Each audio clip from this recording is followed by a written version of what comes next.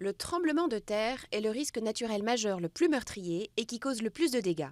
Entre 2004 et 2011, les séismes ont fait près de 700 000 victimes, d'Haïti au Japon, en passant par l'Indonésie et le Pakistan. Ce phénomène est l'une des manifestations inévitables de la tectonique des plaques qui expose certaines parties de la planète à un risque potentiel permanent.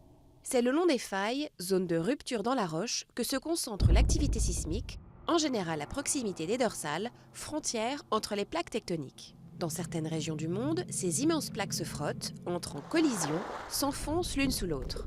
De l'énergie est alors accumulée le long des failles.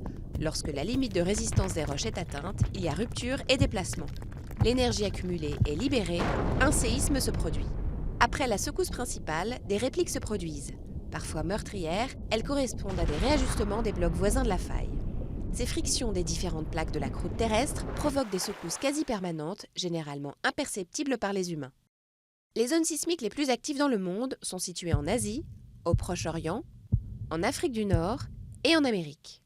La gravité d'un tremblement de terre se caractérise par sa magnitude et son intensité.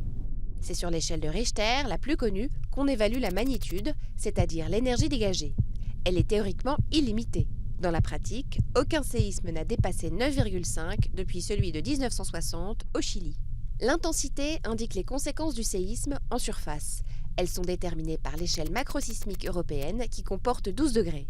D'une intensité 1, le séisme n'est pas ressenti. Le niveau 12 correspond à une modification totale du paysage. Par la suite, les phénomènes induits peuvent être entre autres des glissements de terrain, des avalanches ou des tsunamis. Chaque année, environ 100 000 séismes sont enregistrés sur la planète.